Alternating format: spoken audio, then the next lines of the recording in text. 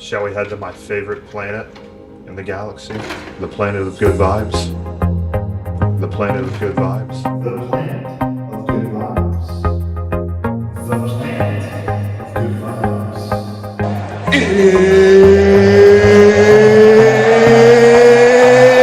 It's time! All right. I love humanity. I think it's great.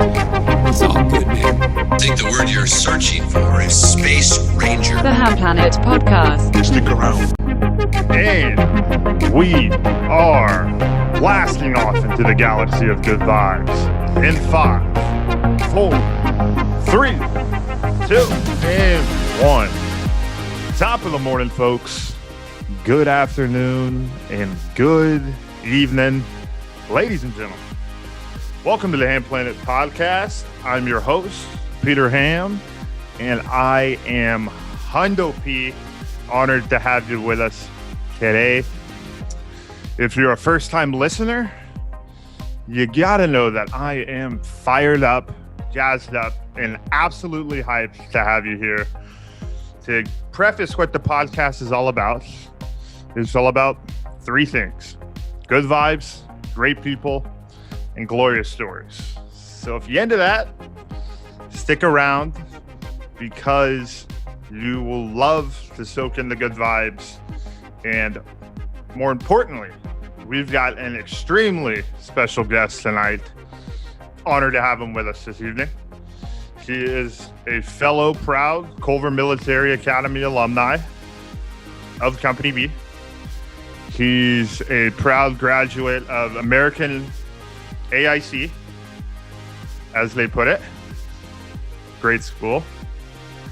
And he's a man of many talents. He's a proud father. And he's someone I've always looked up to since I met him. So without further ado, Mr. Stephen Hoshaw, aka Shaw. Welcome, brother. Hammer, glad to be here, brother. Thank you for having me. Oh, honored to have you here. I do have a couple quick things. I don't mean to talk over you, but you preface Company B. Shout out. But what about unit commanders here? A couple of unit commanders in the building.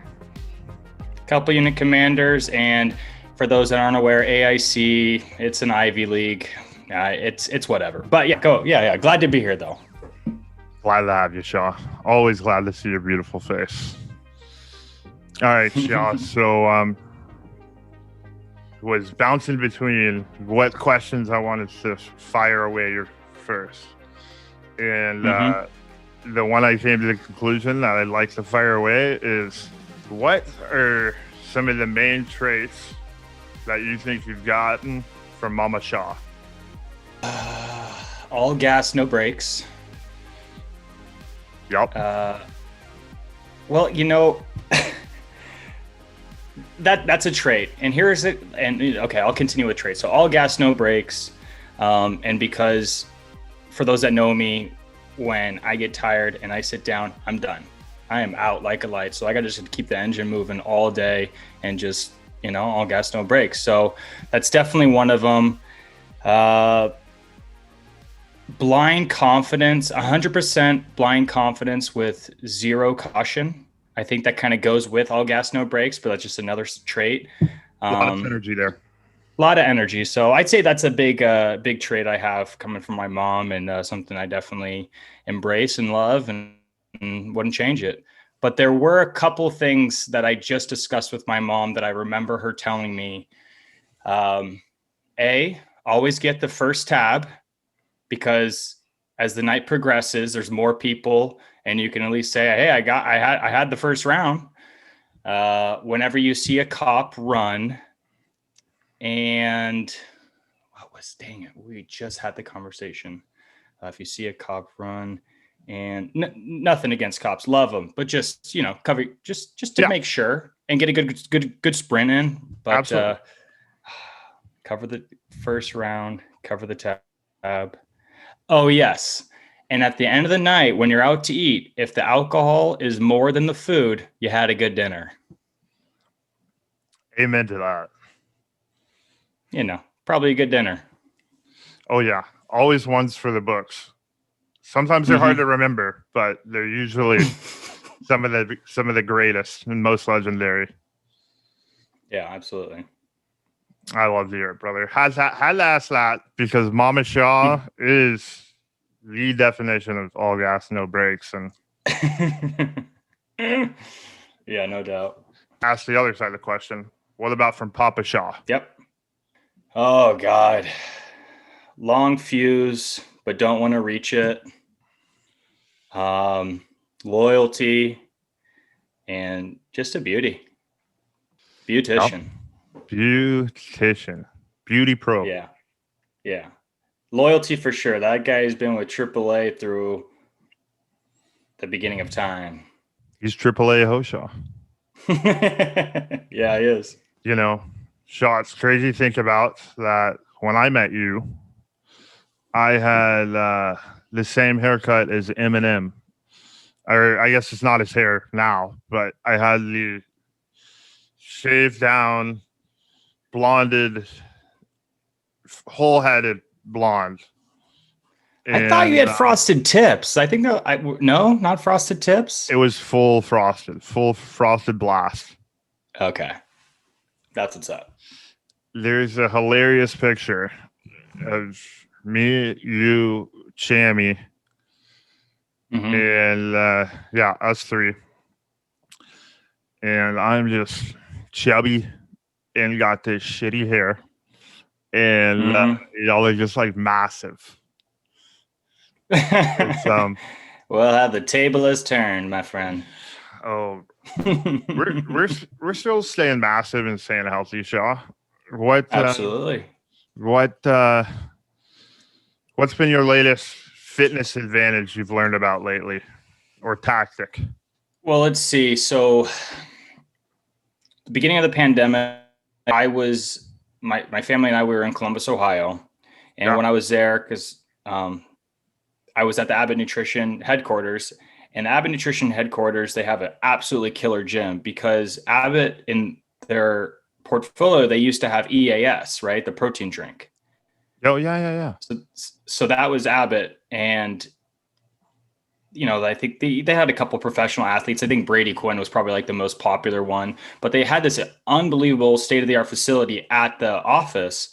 And I was like, this is free. Like I can come down here whenever I want. This is unreal. So I got really tight with the guy, the trainer there, and I was there every single morning before I'd go into work. So I just go to the gym early, shower at the gym, then walk upstairs and work all day. And got into that. Started getting into a little bit of kettlebells, and then pandemic hit. Office closed. I'm like, dude, my mojo, my like routine is all jacked up, and there's only so much shit I can do inside of like, or without any equipment, right? So I reached out to the trainer. I'm like, hey, can I like do a rental of like a kettlebell or something? And he's like, no, we can't do that. So I was super bummed. And as I'm sure you're aware, gym equipment just skyrocketed in price. People were like flipping Walmart dumbbells for like 10 times the value of what they were sold at. It was just insane. It was insane. Insane. So at that time when this prices started skyrocketing, I bought a Bowflex kettlebell, like right when I even heard that shit might hit the fan for a little bit. I went and bought one, and like the next day I was hoping to buy two, couldn't buy two because they were like, we can't ship anything forever. I got that one, and I just put it on Facebook Marketplace to see what would happen. I sold it for bites instantly, almost twice its price, which I probably could have gone higher than that. But so your example is exactly what happened with me. So like I said, I had nothing. I didn't have any like equipment at home. I'm in a condo. I don't have space really. I mean, I guess I could have done whatever. I could have put something there, but nothing was available. There was nothing online. And, you know, remember at the very beginning of all this, we're like, it's just a couple weeks and this and that. And I was like, well, I'm not going to be super aggressive with hunting this down. And then it just became worse and worse and worse. And I was like, oh shit, like I need to do something. I hate running. And that's what I was doing. Like this body does not run. It fucking just beats it up when I do. And, I went on Facebook Marketplace, as you just said. I saw a Rogue kettlebell, a 44-pound Rogue kettlebell, like an hour and a half away. And I'm like, I am charging it. I'm going. I'm like, dude, I'm coming. This guy was in the boonies of Ohio. If I died, no one would know if he killed me. No one would know. One of those But places. I get there. Yeah, I get there. And the guy has like so much gym equipment, like a CrossFit gym was just collapsed or not collapsed, but like just went under. And so he got all of this equipment and was just slinging it on Facebook Marketplace. He was trying to sell it for like $110. I'm like, dude, I drove an hour and a half. Like, these are $64 brand new. Let's do like 75. And he was like, realized I really wanted this. I drove an hour and a half and he gave it to me for 75. Still made money off of it, clearly, but I was banging out kettlebells like crazy, dude. And I'm still in love with it, but I'm on the Peloton train, dude. It's a good train to be on. I want to be on the train. Well, it is a good thing. It's kind of fun. Like, there's a competitive side to it if you choose to go that route. And that's something that really kind of drives me as far as like getting the most out of me. You know, I'm able to push myself like easily by myself without any competition, but it's just that little edge, that itch that kind of gets you to work a little bit harder, right?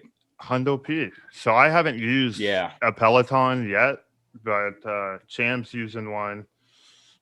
I know a lot of people who've been using them, but have never really tried one or even heard more about it. How are you competing against other people? Yeah. So, well, first off, before we get into that, you know, it's, if you choose to do like the instructor, because they have options where you can do like a scenic route, like you go through the hills or the mountains of Switzerland and just kind of ride and do whatever you want. Or you can do the instructors, which are obviously like the most popular thing to do. And it's seriously about like finding the instructor that really gets you going. And I found this guy, and sure enough, like he's the biggest like instructor in Peloton, I'm pretty sure. His name's Alex Toussaint. He just does it for me, dude. I watched one class and he's got all this hype music, like just gets you fired up, and he's just super aggressive and pushes you. And he has these sayings that just kill me. And I love it. I love it. What's like one of his sayings? You know, he says whenever he gives like shout outs, like he looks at, you know, the screen and he says like, oh, Peter Hamm from, you know, Texas. I see you, King. I see you, King. Let's go 300 rides. Let's go. And he's just doing those kind of things. And then he'll, you know, he's like, so it's live. Well, you could do that. Like, he's live, but then obviously after it goes live, it's on demand. So you can kind of view it or go back to it if you really like that one class. So I do them mostly all on demand, live classes that he does. You know, it's all over the map. He'll do mornings, he'll do evenings, he'll do weekends. So it's just, if it works out, it works out. But you always kind of like want to do the lives because you could possibly get called out, which is pretty tight. You know? Oh yeah, absolutely. Yeah. So, but how you just to answer your one question, how you compete, there's a leaderboard and shows all the people that are live, and it can, you have a cadence, you have the cadence, and then you have the resistance. You know, the higher resistance with the higher cadence, the more output you're going to get. And the more output you get, the more point. It's like your outputs accumulate, and it accumulates faster the more outputs you get. So pretty much the harder you work, the more points you're getting, the higher the leaderboard you're getting. Love that. That's great. So I do too. Is yours a bike one or a row? So, there's like a couple other options now. There's like 2 bike ones, and there's like a treadmill, but the app is pretty sick too, because like once you have the bike and then you have the app, you can navigate through that thing. There's like strength classes, band classes, core, you know, running, like there's seriously something for everyone out there. Yoga, you like yoga, they have a yoga class, like meditation. It's crazy, dude. It's a great platform, and I see why it's got as big as it has, because it's massive. It's sick. Yeah. So damn, I definitely want a Peloton. What about you? What's going on with you, Famer? You know, I know you like to bang some weight. Brother, we've been banging weight hard the last 3 weeks. Was kind of in a maintenance, not working as hard as I should have been working physically phase for a few months. But snapped out of that like a missile one weekend. Bug just kind of bit me and was like, all right, we got to go back to lifting iron. I was doing jogs and I was, doing walk-in band work, but not like having a full training session. You know what I'm saying? Sure. Yeah, I do. So been back on my routine of going like every day, and brother, feels good. I'm trying not to. My thing is, I don't really want to get too much bigger. I want to get.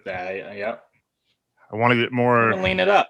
Yeah, I want to get more leaner and meaner, and more quicker on my toes, and it's healthier. Yeah.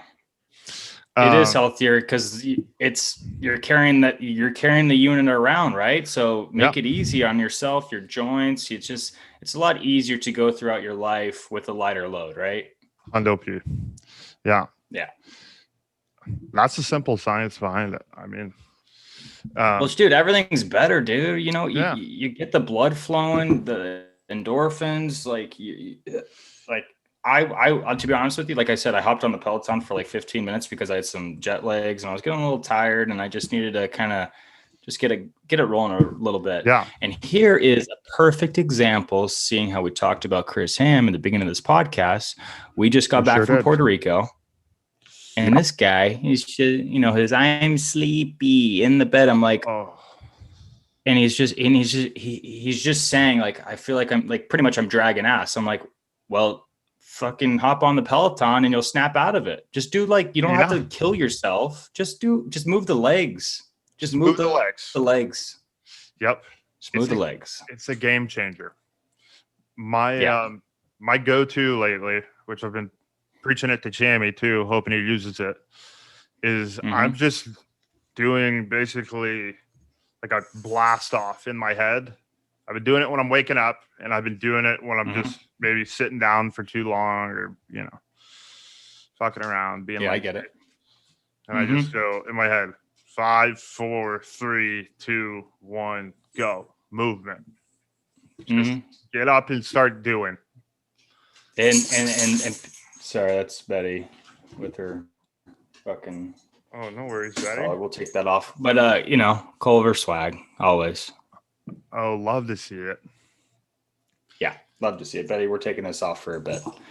Yeah, man, it's so essential. I think life, everything is better when you have some movement, some blood flow, and just taking care of your body. It's you only have one of them, so why not? Yep.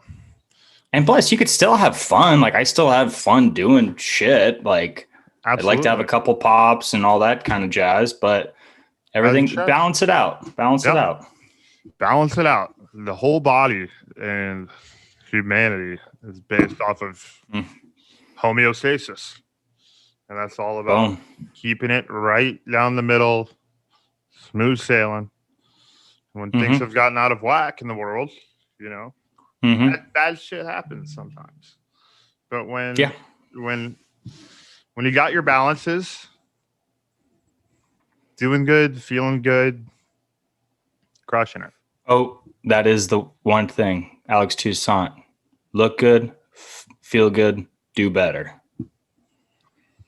Oh, that's beautiful. I need to follow this guy. He's dope. I dig him. He's always like, vibe check. He's checking everyone's vibe. He's like, smile, you woke up today. Fix your face. Yeah. He's good, dude. He hits me in the right spot, makes me laugh, gets me jacked up, and I just fucking keep pedaling those wheels or whatever they're called. Can they see your face by chance?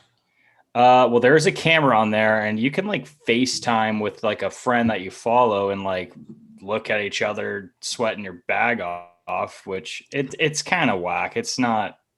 But there's a can there and it could be used, but I never do. Yeah. Maybe you should use it one time with Cham. See if he gets her going. Just keep him accountable. I think we're doing good, Shaw. We've been doing. I've been having him set 3 goals with me minimum at the beginning of every week. We have a brother meeting. 9:30 a.m.s on Monday. Even if it's for 5 minutes. Sure. We're just calling in, saying what our 3 measurable goals are for the week. And then we'll begin the meeting by recapping the previous week. And then we do 3 for that current week. It's solid. I think you called when I was with him in Puerto Rico. I think that was on a Monday. So it makes sense. Yeah. Yeah, he's been... Makes sense. He's been... if you don't mind me asking and or sharing with the viewers, what are your goals this week? Brother, let me fire them away. I got goal number 1, complete 5 training sessions, which to me is 60 minutes of activity, primarily with weights. Yeah. Complete 3 30-minute cardio sessions. Complete 5 sleeps starting before 11 p.m. So going to bed earlier, basically. Important. Complete. This is greasy, but it's a goal to keep me accountable. 5 no Sonic days. I love going to Sonic. Okay. So I usually weasel by there. And what's your jam? Honestly, I always get you have a go-to Super Sonic burrito. It's a breakfast burrito. Tell me. Oh, it's a breakfast burrito. So it's probably got some nice tots in there with some cheese, some eggs. This one actually, it's got the eggs. It's got pico de gallo. It's got bacon, sausage, tots. Yeah. I mean, it's not the worst thing you could get, but it ain't the best. Sure, it could be a little heavy to start the day. Yeah, it's got eggs.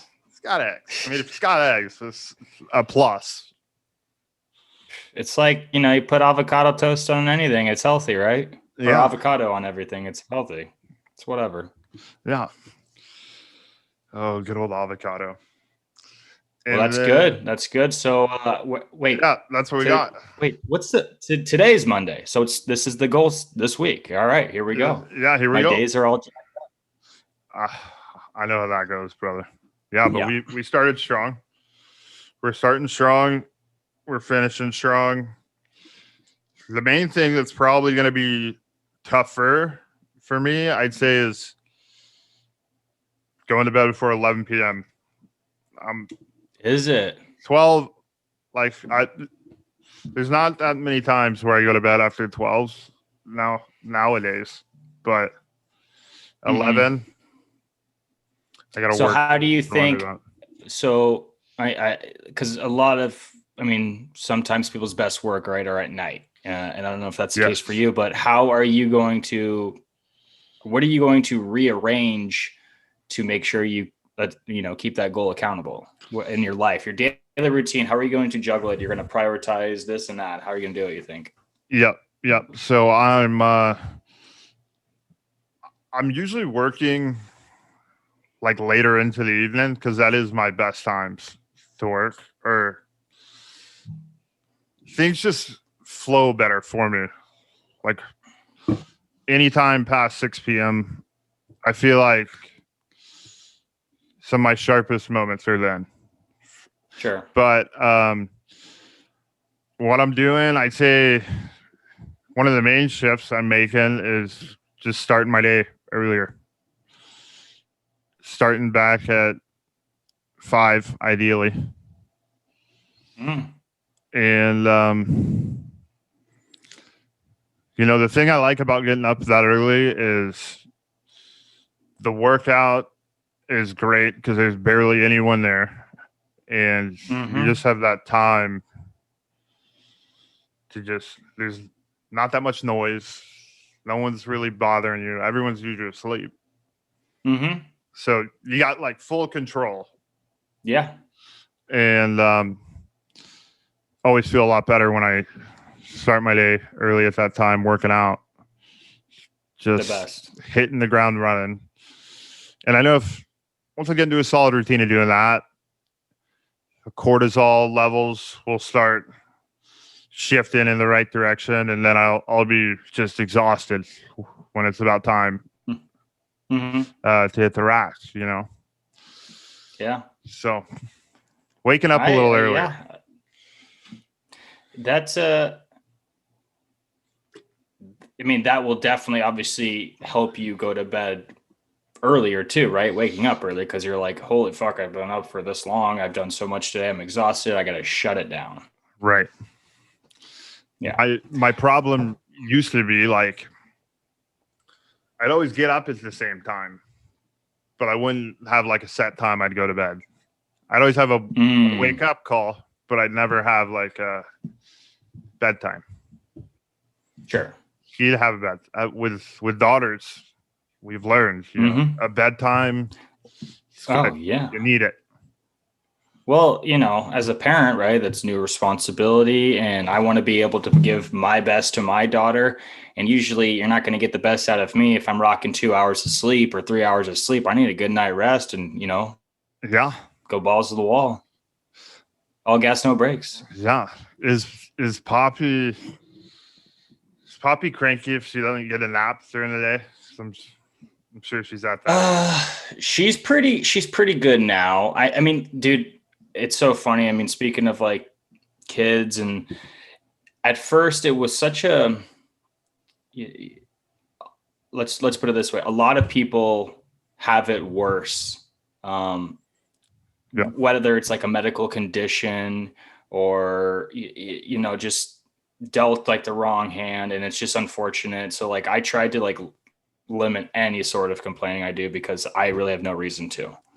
Sure, I'll have like, I'm pissed off that she's being a brat, but it's like, dude, would you rather have that or have something where like you are, literally haven't had a minute of sleep in 5 years or something because you're dealing with any issues that they might be having and you're there to help them. It's so super blessed in that regard that Poppy has been, knock on wood as well, incredibly like healthy with everything and sleeping like an absolute champ, dude. Like this was what I'm about to say is one thing that I like learned to like be a little bit hesitant with because, I don't do it to brag. I'm just doing it to answer questions. Like she was like sleeping 12 hours throughout the night. I mean, that's amazing. Incredibly fast. I can't like it. I want to say 6 weeks. Wow. And you know what? Whatever it was, it was super early. And like a lot of people are like, I still wake up at 2 and she's like 3 years old. I'm like, oh my God, like, shut up, Steven. Yeah. So, we're, but back to cranky. Nah, she doesn't really get cranky. We just do 1 nap a day now. It's usually around like 1 or 2. We'll put her down for a little snooze. And thankfully she has my side as far as when you lay down, you're out. And then she has Phoebe's where she loves to sleep. So she can stay in bed first. So that's where she got the little benefit of both of us right there as far as sleeping, go to sleep fast and sleeping heavy and sleeping long. That's a good combo, especially if that good combo. Yeah. That mentality of like, hey, it could be worse, or I'm blessed because I know, there's people who maybe aren't as blessed. I'd say that's one of my for sure staple philosophies, Shaw. Yeah. It kind of can piss people off at times. I mean, I'm a fellow person who's like, hey, it could be worse. And some people are like, well, it's not our reality or whatnot, or this or that. But I'm just like, hey, you got to think about it that way because it really puts everything into perspective and it just can make you so thankful for so many things. Yeah, there's so many things in my life that I've like been able to kind of recap and be like, wow, I'm so thankful for what I have now, or I'm so appreciative of like having that experience because what I have now, maybe I wouldn't appreciate it as much if I didn't go through that shitty time. Absolutely. You know what I mean? Absolutely. So that's definitely, I think, something that I want to carry out throughout my whole life, because I think if that were to ever leave me, then I feel like I'd be a loser. Like, how can you not be appreciative, right? Or grateful or blessed. Like those are some important characteristics that can never leave you, I don't think, or shouldn't ever leave you. They can, but they shouldn't. Yeah. Couldn't agree more, Shaw. That's good vibes, no doubt. So speaking of experiences, Shaw. Yeah. You were a puck slinging savage. I know you still can swing it pretty savagely. But what are some of the experiences you had during your hockey days? Which I know there's a lot. So yeah. What are some takeaways? Let's see. Where do we begin? The playing days.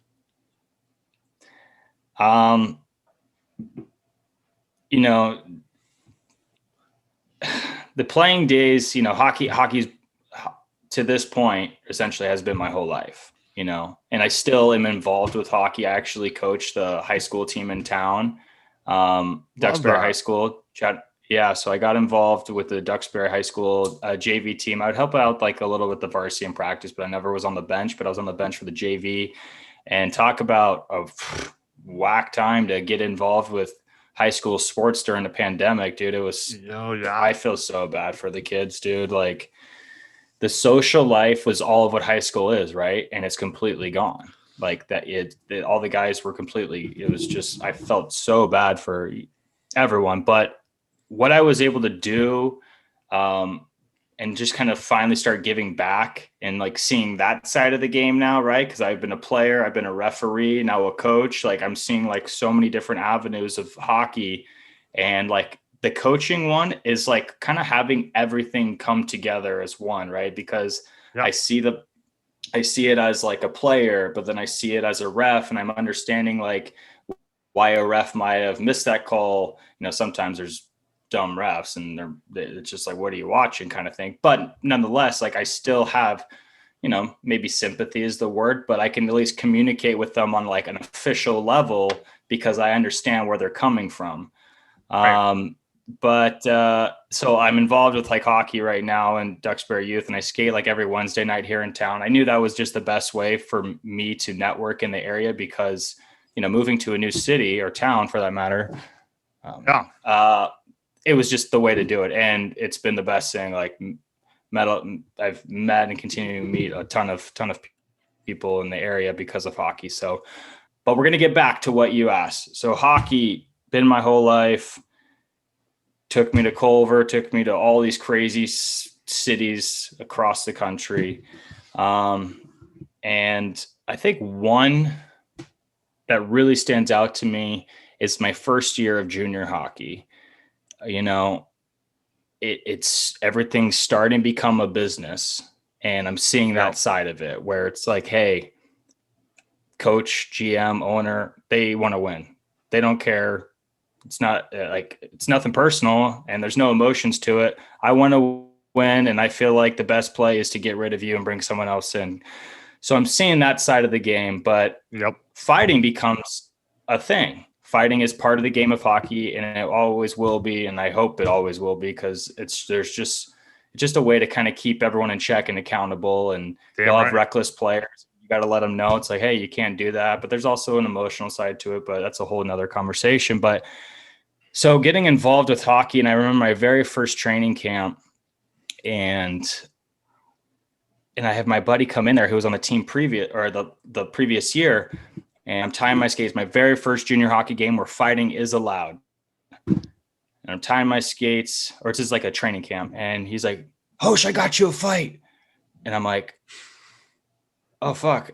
Okay. All right. And he's like, he's wearing like blue pants, and he'll like, you have to start the game, and he's going to start, and you guys will like lock eyes, and you're going to fight. And I'm like, okay, like, Sure. like, I guess this is what you do now. So like this side of the game, you know, I've always like kind Is of this been a teammate who was telling it he got you a fight? so this is training camp, right? So there's people that were on the team the last year. Then there's, you know, people that were drafted by this team like myself. There are people that were like free agents, let's just say, Right. and trying to make the team. And so, but my buddy who was on the team last year came to me saying, pretty much like pumping my tires, telling the coaches, hey, my buddy from California is a big guy, strong. Yeah. I'm sure he could probably fight. And so I go on the ice, and we lock eyes, and we drop the gloves, like opening puck drop. And, you know, I never box. I didn't like really know how. I mean, I did locker boxing. That was a thing as a kid where you put on your hockey helmet and gloves and just swing at each other as hard as you can. And see who wins.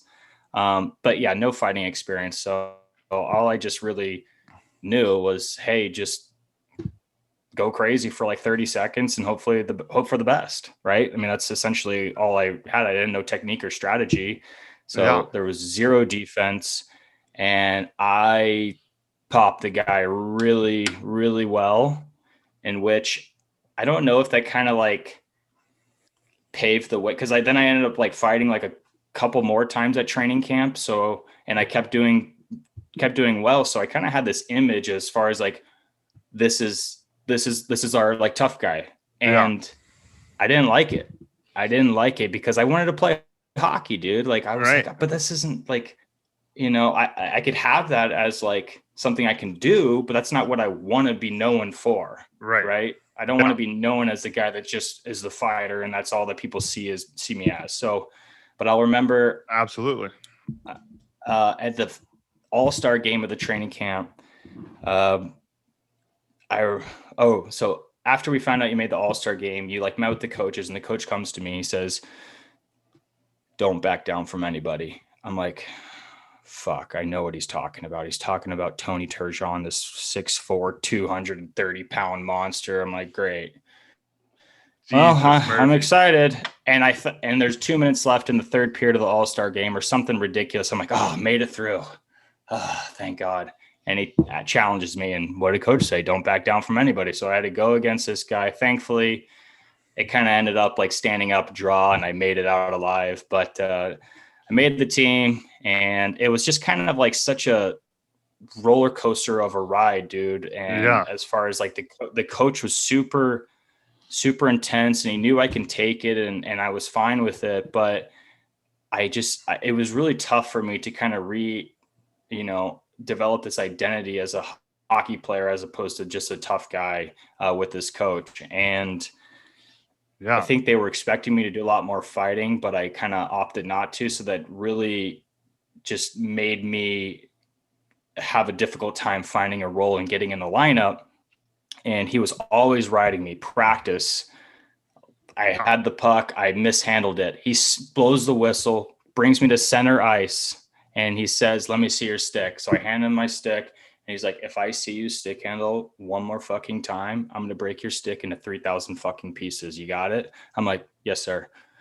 And didn't stick handle the whole rest of practice. You just have to like keep it on your forehand, which is like, you have to focus on doing is. Yeah. It was a mess, but my junior experience was kind of a roller coaster ride, but I was able to kind of, get out of it, play some college hockey, have a little minor pro, and had some fun with it. And that was one advice that I was really glad my mom, I was like, kind of like after college, like, what should I do? She's like, well, if you could play some pro hockey, do that for a little bit. You can't play hockey forever. You could certainly work forever. So I'm like, all right. So true. Bounced around the minors, made some peanuts, had some fun, and, had a girl and had to get a real job. So. Yeah. When kids come in the picture, changes things a little bit. Yeah. For the better though. Right. It's really cool for to the see. better, for sure. it's kind of cool to see, like, we're not changing who we are, but we're just like kind of finding more about ourselves and what we're capable of. And I think that's the Absolutely. cool thing about challenges, right? It's like we're finding out, like, at the end of the day, it's, for example, people are working on my house and they're contractors. I'm like, these guys are magicians, but it's not like they woke up and they were able to build a house. Like, no, Yeah. it takes time, and you can do that too, Peter. You can build a house if you want. You just it takes time. Takes time. Yep. Right. Gotta learn, gotta practice. I don't think I've ever called you Peter before, but they get it. Brother. Oh yeah, they get it. I probably got about 25% of people that call me Peter. 25 that say Petey. 50 that say Pete. And there's Hammer? only few that call me Fammer. Only the BSD squad, primarily. That's really it. Strong squad. Oh yeah, very strong squad. Squad that paved the way. Most So, definitely. Shaw, when you made the transition from fighter to recreating your own identity, how long did it take you to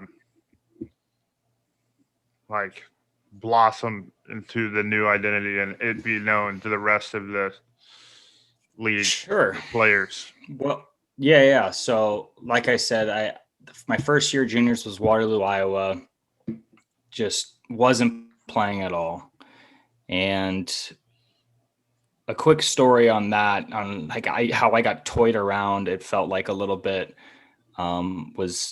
so I wasn't playing at all. I was on an incredibly talented team and I got so much better as a player. Like I actually felt it and saw it. Like I progressed because I was just surrounded by highly skilled players. So that was an awesome experience, but I never got to play.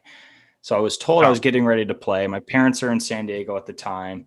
And like I said, this is in Waterloo, Iowa. So they fly out because I'm like, Mom, Dad, like coach said, I'm playing. Like, and we have a 3-game weekend, like a Friday, Saturday, Sunday. And my coach says, I'm playing. They're like, awesome. We're going to come out, watch your first junior hockey game. Go in the locker room, not line up. I'm like, well, what the fuck?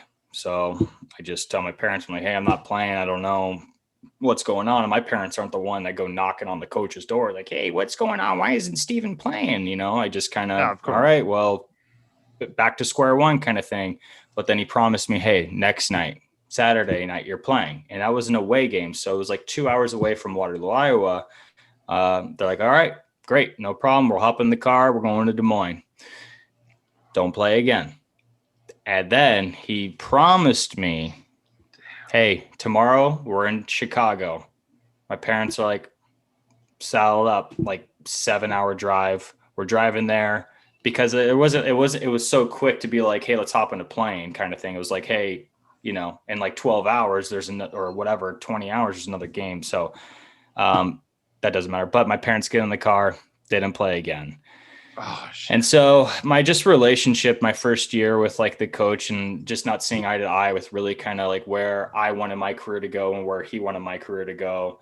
And so I ended up finding out that I was like the whole time of me getting toyed around, giving it my all every single practice, fighting to try and make the team, that I've been playing on a broken ankle this whole time. So I had to leave the season early because I broke my ankle senior year of Culver. But apparently I remember it didn't heal. It didn't heal. So it was still broken for a full year. And I was playing on it and I had no idea. And so, but like my foot was like so incredibly, like I had fluid build up in my like ankle and I'm like hardly tying my skate because like my ankle was massive. Yeah. And so I had to go home, whatever, year's done, I get surgery, come back to the team, make the team again. And it's kind of like same situation. I'm like, fuck, this isn't working out. So I go to the coach who to many is like the most intimidating coach in, junior hockey, let's just say. Yeah. And I say, hey, Pete, and I say, hey, coach, I think I needed a kind of fresh start and I would like to be traded. And he just looks at me, he said, you're leaving me? you think you can leave me? And I'm just like, and I'm fresh out of high school. So like 18, 19 years old, this grown man that's like massive, intimidating, like old school hockey player. I'm like, I just think it's best for me to like kind of get a fresh start. And then I get traded to Lincoln, Nebraska, same league and same shit again. Like they just want me to like be a meat wagon, and I didn't I didn't play. It wasn't a good situation. And then I actually get dropped down to the league below, and thinking like, oh man, like what the fuck is going on? Like I'm in the highest league in the country, and now what? I'm not good enough to play in that league, and I get sent down to the lower level. But probably the best thing that ever happened to me. My confidence, like I gained it back. I ended up becoming captain of the team, and I still fought some, but it was like, like I said, like this, like I can fight, but I didn't need to fight. That's not who I was. It was just in the toolkit, just trying to be a Swiss Army knife, be able to do it all. So as you should. Yeah. And, but that's really kind of, but just going through juniors was such a wild ride, like dealing with the business side of it and getting traded and bouncing around and living with different billet families throughout that whole time. And I ended up like losing my scholarship with Alaska Fairbanks because I was committed there before going to junior hockey. So I was injured. I dropped down a level. I kind of had no confidence. I lost my scholarship, and I was like, oh, fuck. Like, what am I like? What's going to happen? But going down to the lower league just kind of revamped my career again, and was fortunate enough to get a scholarship to play at AIC and have a little fun playing some pro after. So it was it was a wild ride, dude. It was wouldn't change it. A lot of memories, a lot of stories, a lot of a lot of good stuff. Oh, brother, I mean, I have followed your hockey career ever since I've known you. But I remember the ankle. I remember that was like not too long after I met you when it happened. But I remember hearing about it. You refreshed, like, remember Cham telling me, yeah, Shaw's been playing on his broken ankle forever. Like, things about to explode. It's crazy. But it was crazy. And the crazier thing too was that like after the fact of me leaving that team in Waterloo, like my first junior team, like apparently my friends that were still on the team, the coaches would use me as an example to be like, why aren't you like not as tough? I don't know, like Hoshaw played on a fucking broken ankle, like, using me as like, I'm like, well, why didn't you praise me when I played here? Absolutely. But I mean, that doesn't matter. I mean, I thought it was just kind of funny. But yeah, the broken ankle injuries, it's just part of it, dude. Part of playing the game and part of playing the game hard. You just got to be able to deal with it and bounce back. And injuries, there's a silver lining to it. There's discipline with recovering and getting back, and then. I mean, just dealing with the mental side of it, because it can be an absolute roller coaster, thinking like you're getting back at a certain time. And then when you are back, having that confidence to think that it's strong enough to withstand. And so there's so much to it for sure. Yeah. Yeah. Injuries always are a mental roller coaster. One day I'll feel like, don't be soft, just push through it. And then, getting back out there, it's like, shit. Hope it works still. And absolutely, dude, there is that fear a little bit. I torn my PCL and meniscus, and like I'd say those were the main things where I was like, damn, I hope I get back to being myself.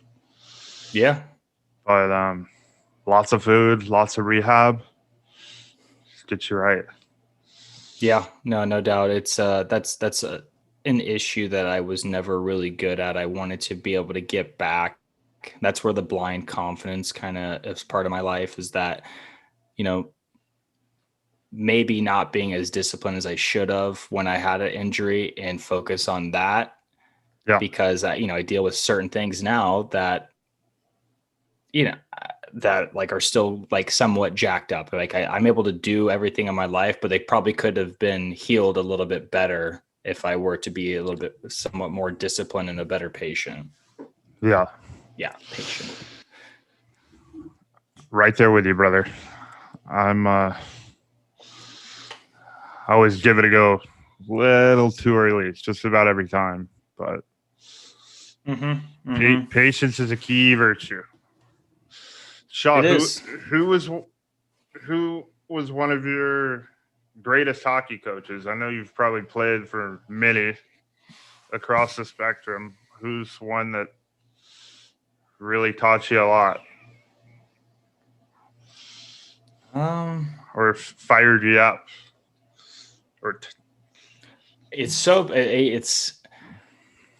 It's probably my coach that I had right before I went to Culver.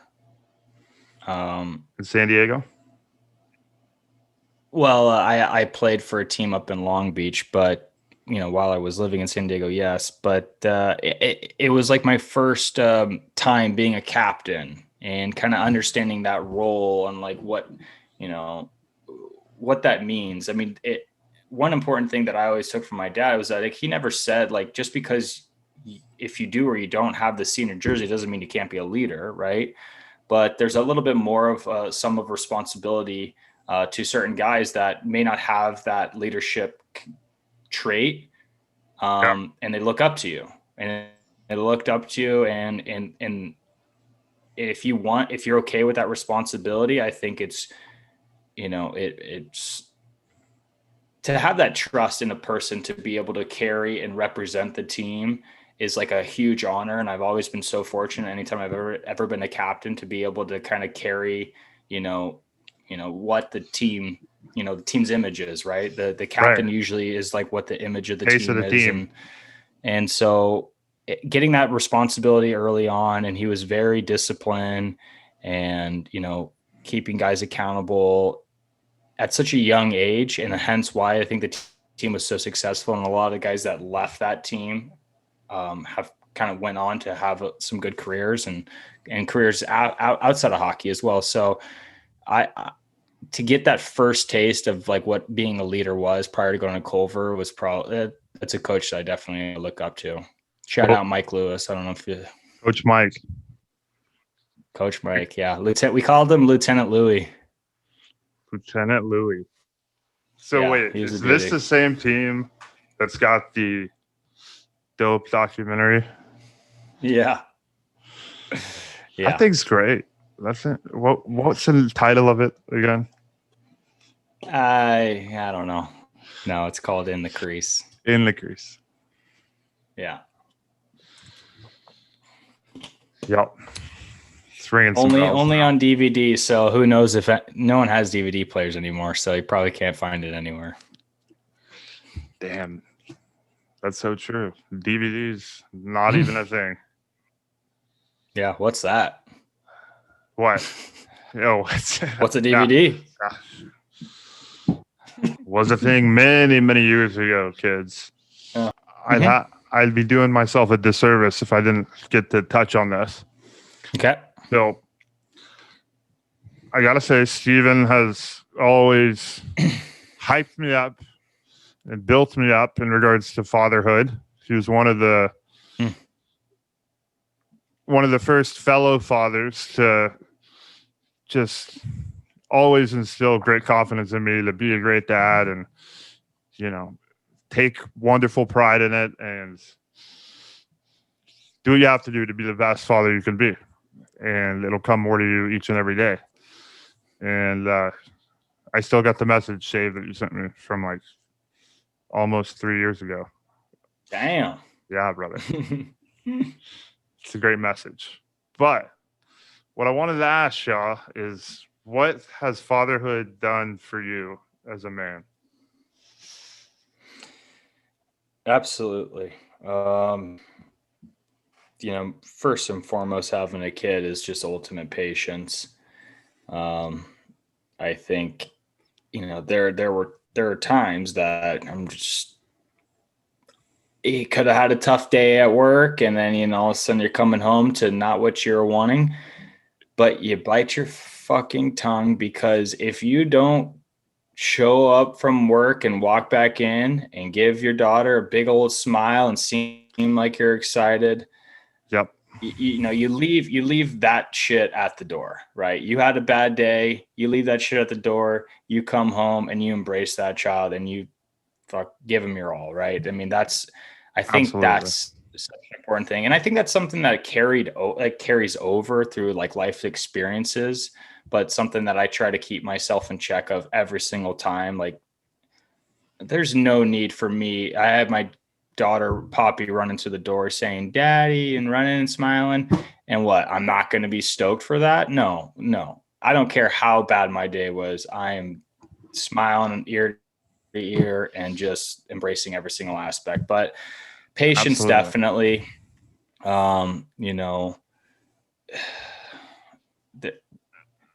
Just Absolutely always agree with finding that. time.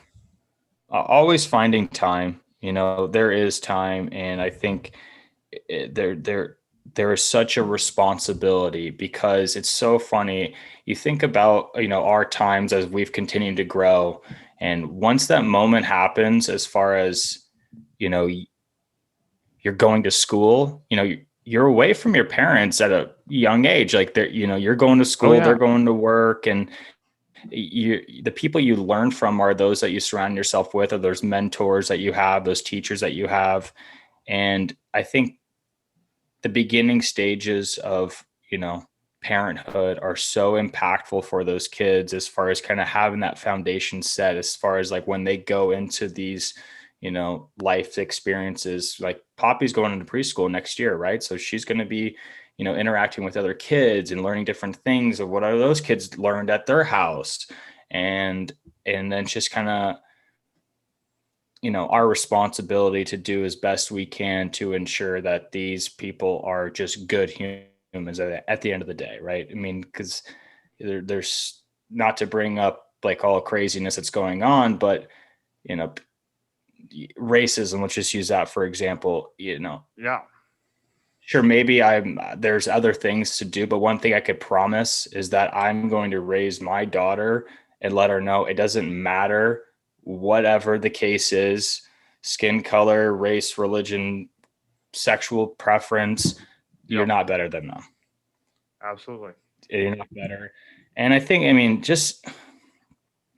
and when you are, nothing better than a taste of humble pie, like getting hit in the face with whatever. But patience, responsibility, love, always sharing love, because love is just the ultimate healer and like just the fixer of everything.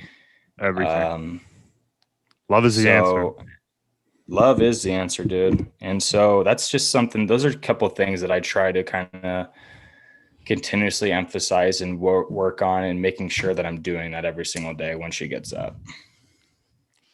Your Madden rating is constantly increasing in those categories. What'd you say? I said your Madden rating is constantly increasing in all those categories. Patience. Beautiful. Yeah. Empathy, or But love. I'm trying to get to a 99. It's really dude, we could be like Michael Vick, Michael Vick was 99 was speed. cheat mode. Yeah. Cheat mode. Oh yeah. That was those are the glory days of Madden. Yeah. But I think, a lot of which of like those things that I just mentioned, I'd be an idiot for not to like speak on Phoebe, as far as like being such a impactful like mother, and like she does an amazing job, especially since we don't have like, family nearby. Like, yeah, it's, and she was very and she is the most transparent person I know. Like, I will always know if she's happy, mad, or sad. There's never like a guessing. Like, I will always know. And that's something that, where sometimes I'm like pissed off, but I'm so thankful at the end of the day. I'm so thankful that she is honest and doesn't like keep me wondering, like, is she mad at me? Is she happy? Like, I'll always know. That's But huge. she was so it is huge. She was so transparent with me that she said, that I'll let you know when we have a kid. I think when we got married or before we got married, or no, this is after we got married. I want to be around for our daughter, meaning that I'm not going to work. I'm going to raise her. I'm going to be around for her like every single day. And, obviously never having a kid before, I hear that. I'm like, Right. well, what the fuck? You're not going to work? Yeah. You're not going to work? Like, that's ridiculous. But now I see it. I'm like, you are working, Yeah. you're setting all of, whatever you wanted to do aside because you feel, and I'm so thankful that it is your job and your role as a mother to like give her your everything. And she does every single day. Like she does. And so having her in my court and on my team throughout like this parenthood journey has been awesome. Seriously. So Absolutely, brother. I couldn't do those three things without her. Yeah.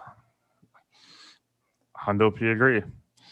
Mm-hmm. One of the things I loved you said, which you mentioned that you've applied it to other areas of your life, is just checking shit at the door. And Mm-hmm. Hattie has definitely taught me that character trait as well. And it absolutely has an overflow into other areas of your life. Because, like, anytime you have a conversation with someone, sure, you could start off by saying, I'm tired, or, this traffic was shitty, the day's been shitty, blah, blah, blah. But, like, checking it at the door every time and knowing that, there's no problem. There's just no problem. Happiness and good things that can occur from conversations, being together, etc. And checking it at the door allows you to maximize that. Absolutely. And another thing that what my mother-in-law said, I can't remember the exact like verbatim of what she said, but this was the gist of it, was that like never take a moment to not do something because you don't want to do it because it's not going to last forever.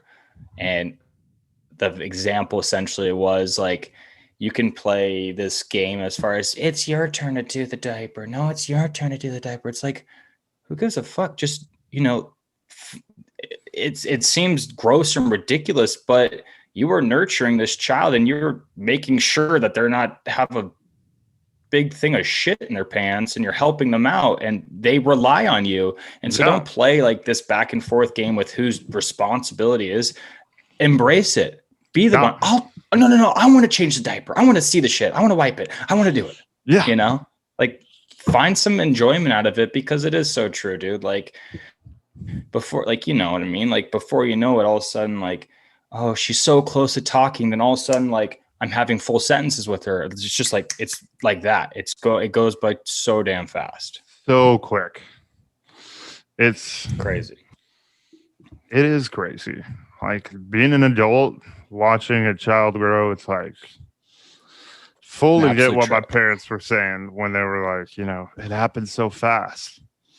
And now to feel that, it's like, oh shit, it does happen fast. It does, man. Yeah, it's because I mean, they're gonna be so much less.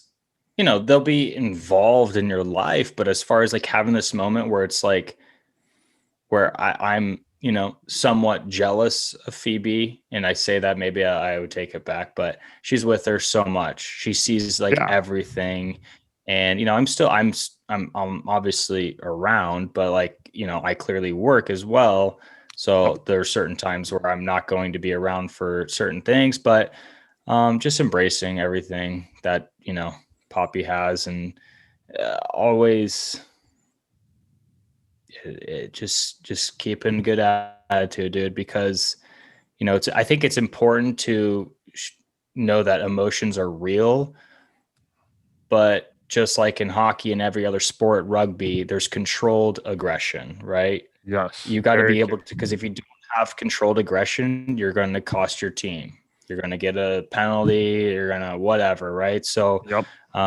you know, there's no need for me to like ever raise my voice. I don't feel, honestly. I think the message could come across Yeah. in such a different manner that those types of emotions, let's just say it again, can be checked at the door. Yep. Couldn't agree more, brother. Yeah. I love that, quite frankly. It's a good Yeah. reminder, and it's something that allows people to compartmentalize certain areas of their life and just hundo P in each category across the board. Mm-hmm. Yeah. Yeah. You could learn a lot from kids. Damn right. Shaw, so your spirit animal was reported as a red panda. How did that come to fruition? Well, the red panda story. I don't really have a story. When we lived in Columbus, we went to the Columbus Zoo all the time, and we stumbled upon the red panda. And at first, I'm like, "Where the red panda? I didn't even know that was a thing." I don't. It's a real animal. It's a real animal, and they're sick, but they don't really do too much. But I just thought it was sick that I've never. I mean, there's so many species and animals out there. I don't know every single one, but a zoo animal, you're kind of somewhat familiar with most of zoo animals, You got your but never was familiar with them. Yeah, but I just thought they looked pretty rad, and that was just the animal I thought. I know Tim Kennedy. He says like he's like a hip. Yeah, they are beautiful, right? They chill like all day in a tree. It's crazy. They look like it's like a fox, raccoon, little fox, and then panda. Panda too. Yeah, crazy animal. So I just thought that was rad. It's got bear in it. You tell me, brother. What are you saying? Let's see. Red panda facts. Yeah, that sounds where we need to be. It says the red panda is slightly larger than a domestic cat with a bear-like body and thick russet fur. Russet? Wow, that's a $5 word. The belly and limbs are black, and there are white markings on the side of the head and above its small eyes. Red pandas are very skillful and acrobatic animals, predominantly stay in the trees. Okay, let's see if they say anything about the bear. Yeah, because they're so like chill throughout the day, but I bet you they can whoop some ass, right? Yeah, they look pretty dense. Okay, here we go. This is what we need. Is red panda a bear? Question mark. Title of the article. Okay. Is red panda a real panda? That depends on your definition of a real panda. The name panda is believed to come from Nepal after the word ponya, meaning bamboo eater or bamboo footed. Despite sharing a common name, giant pandas and red pandas are not closely related in the animal kingdom. Damn. Red pandas are the only living members of the taxonomic family Alarides. Well, giant pandas. I think they're about to be endangered. I wouldn't doubt it. They're a special looking creature. Isn't that kind of a trip to think that like something can be endangered? Really wrap your head around that all of a sudden just humans are stopping developed, if you want to use that word. Yeah. Blows my mind. Boom. No more humans. Boom. No more red pandas. Now what? Before humans were here, I think the only path to extinction was meteor or, crazy catastrophe. Ice Age. Yeah, the Ice Age got a lot of things. Hate to see that they got all the mammoths. God, What animal? You know what? That's my animal. A mammoth. It's a damn good one. Mm. They're absolute beasts. There's a great museum in Waco dedicated to the great mammoths that wandered through Waco, which shockingly was a ton. They've got all types of bones. Wow. Full bodies of old school mammoths that used to roam Texas. So Waco, home of Magnolia and Mammoths. Magnolia and Mammoths. And Baylor. Sorry, Baylor Bears. Go Bears. And the national champion Bears. Not a big deal. Even though we just lost Kim Mulkey. I'm pretty disappointed about. Ken Mulkey, what? Our lady, yeah, she was the head coach of the Lady Bears. Oh, wait, you lost her? Like she passed away? No, brother. Well, she went to LSU. She left our school. Oh, goodness. Can't be going to LSU. Apparently that's where she's from. So she's going home, but she won 3 national champs with us. Sad to see. Yeah. So wait. So it what? You've probably seen her. So it was just family.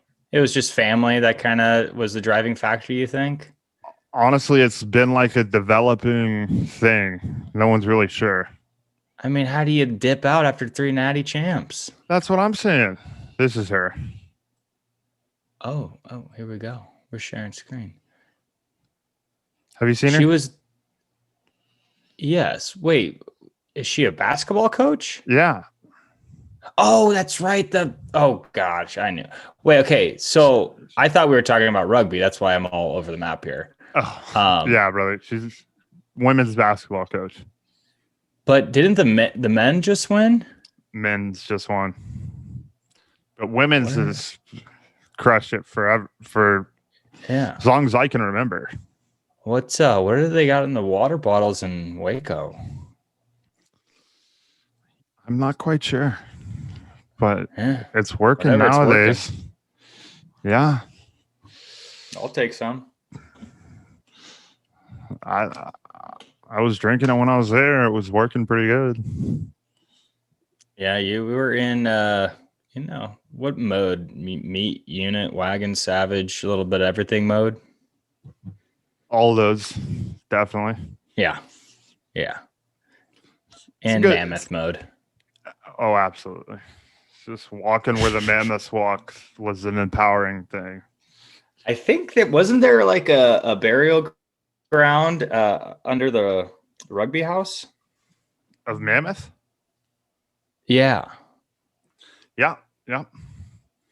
Quite the magical thing. I thought. I knew it was like, I think there was like a historical, like, like a landmark sign outside your door. Is that right? Was that like, this is where the first mammoth? Yeah.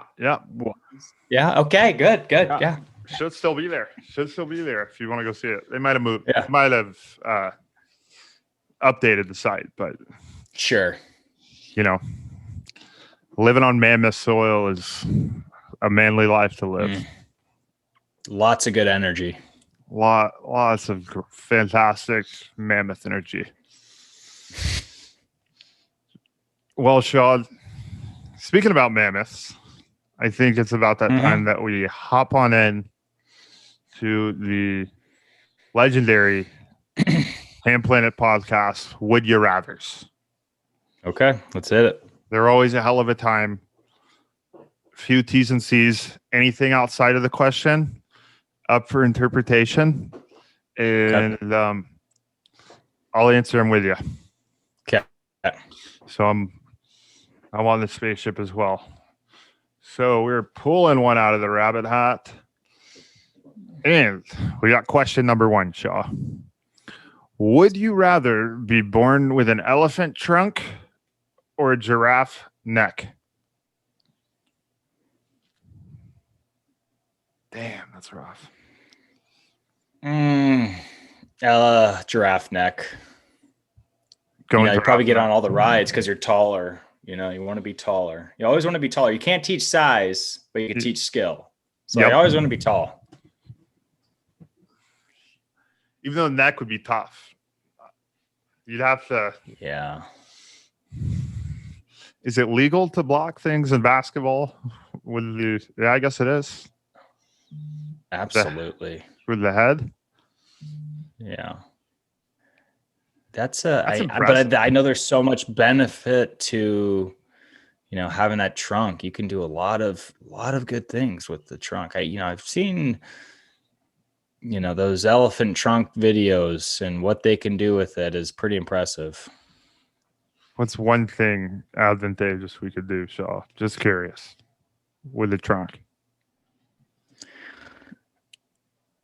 Yeah, flip a car. You could flip a car. I'm sure you get that thing swollen, right? Something. There's got to be some, you know, I'm sure Rogue has like some workout device that can strengthen a trunk.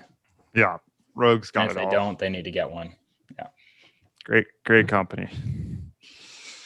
Okay. Columbus, Ohio. Shout out Columbus. Shout out Columbus. Question number 2 on the list. Okay. Coming out of the rabbit hat is a nice short and sweet one. Would you rather go blind or go deaf?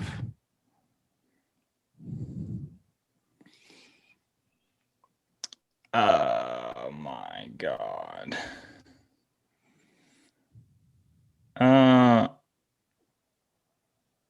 That's tough. I think I'd rather go blind. I don't know. I just love hearing things so much more. I mean, like, because we're already right now, like, my eyes they're good, but I'm nearsighted, so distance are a little hazy. I have so much joy with like music and like it's been such like a folk, like you can still talk to thing people in my life. You can still talk to people.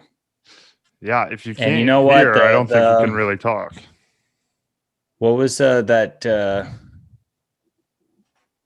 dude, where's my car? I think the blind kid. Yeah. Wait, I said you need to feel around to make sure like who they are, and yeah, that seems kind of fun. Absolutely. Seems way more fun than being deaf. Deaf just sounds like a shitty time. The whole world is silent. Yeah, it's tough. Oh, yeah, no. And take my eyes. Unfortunate time, I'll put it that way. Unfortunate, yeah. Take my eyes, so I want to hear. Take my eyes too. All right, we're 2 for 2, Shaw. Okay. All right, going back into the rabbit hat for question number 3. Pretty damn good question, I gotta say. Shaw, would you rather have... Let me run that back. Shaw, would you rather have a dragon as a pet or be a dragon?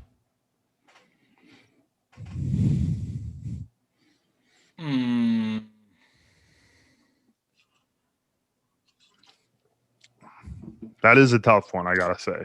Both are pretty sick. Yeah. So there's the term, you got to slay a few dragons to get to the princess. Right. So that means if I were the dragon, then I would slay other dragons, or would you potentially get slayed? Dragons gotta fight other dragons too. Yeah. You know what? I think I'd rather be the dragon. Seems like a lot of responsibility to like have a dragon as a pet, so I'll be the dragon. Yeah. I think having the dragon would be pretty sick for a few days. But then if they can take care of themselves, then maybe I'd reconsider. But Yeah, but who's trusting that? Yeah, I don't know. Next thing you know, you go to work and then whole parking lot's caught on fire. And they're like, Shaw. They're so cute though, so I couldn't get mad. Yeah, you can't get pissed at them. They're magical creatures. Mm-hmm. I got to. So what are you gonna do? Are you gonna be the dragon, or are you gonna have a pet dragon?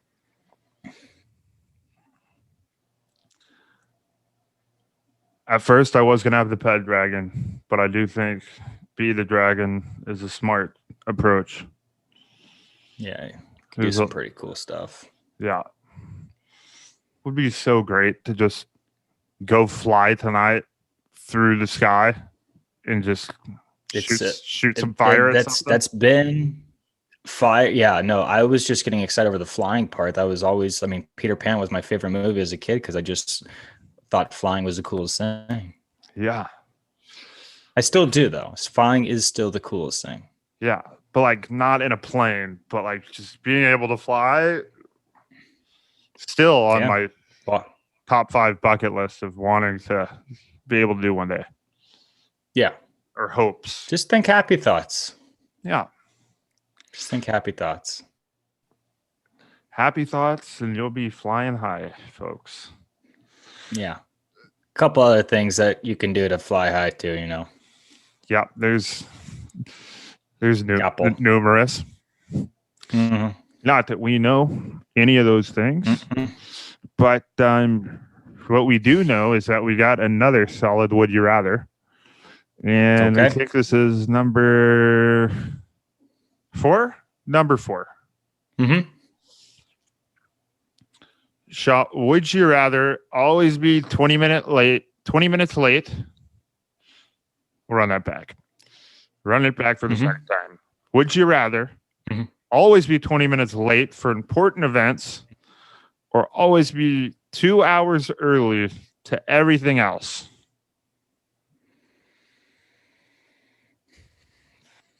I'm down with fashionably late. I roll in. Even though like I'm a big advocate. 2 hours is like, if it was rough. A little bit, if it was less, yeah, that's kind of aggressive. It's like, hey, pump the brakes, man.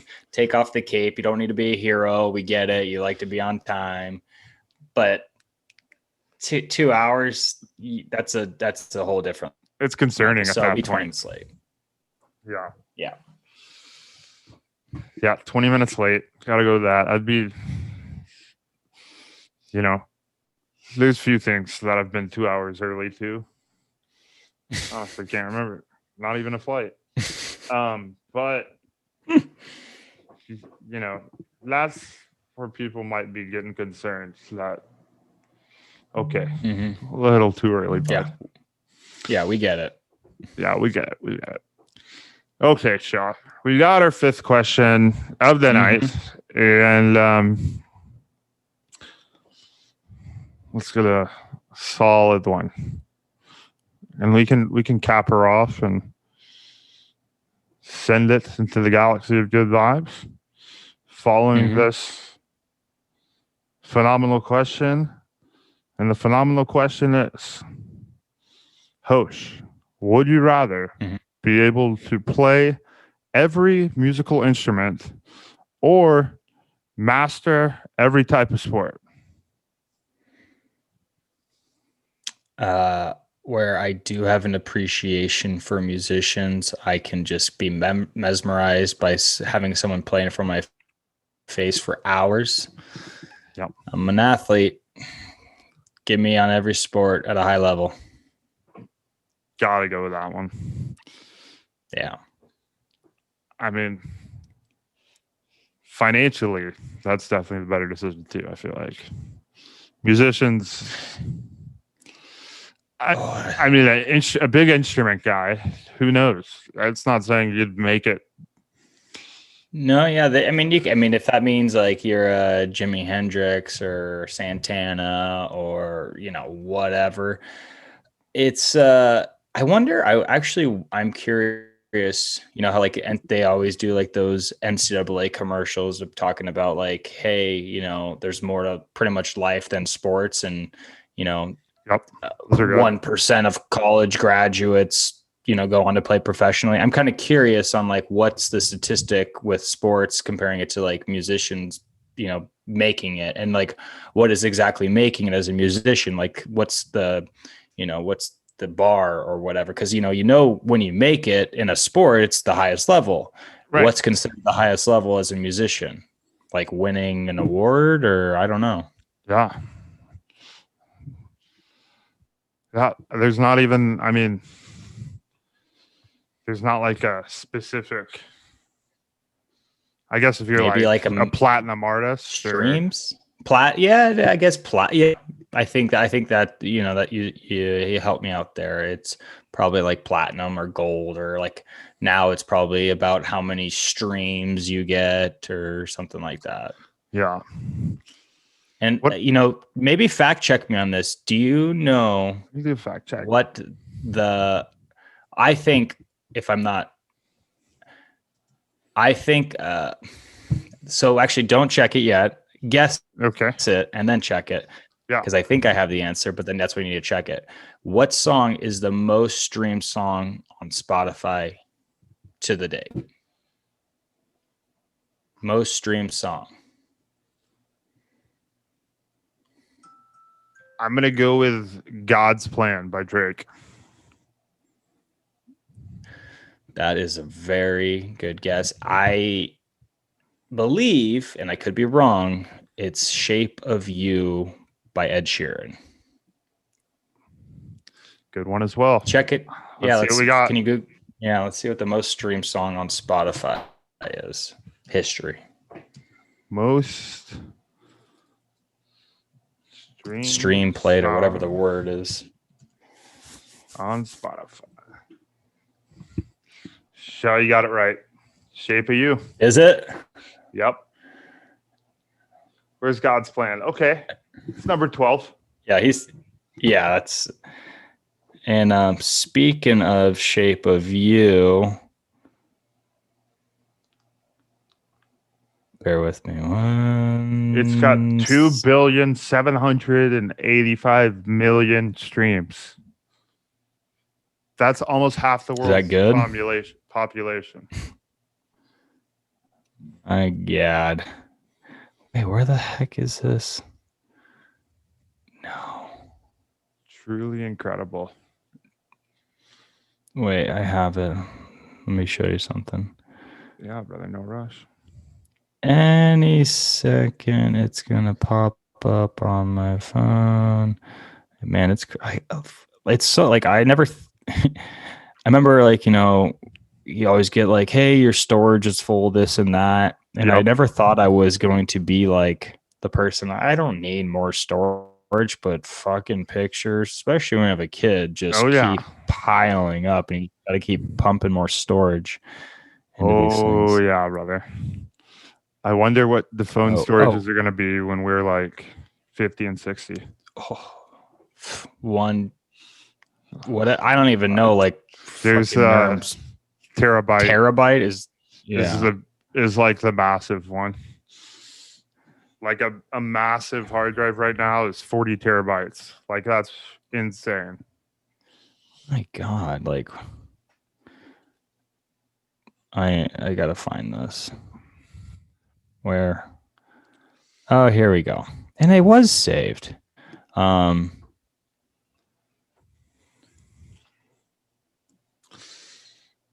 Holy cow. He's taking the picture. Ed Sheeran. He's taking it. What a nice fellow.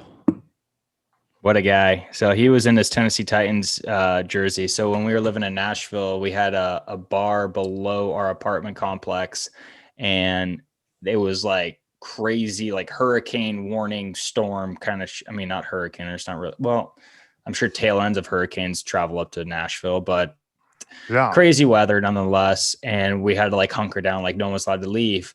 And the people that were in there were Ed Sheeran, Luke Combs, and Kelsey Ballerini. Just kicking it. Wow.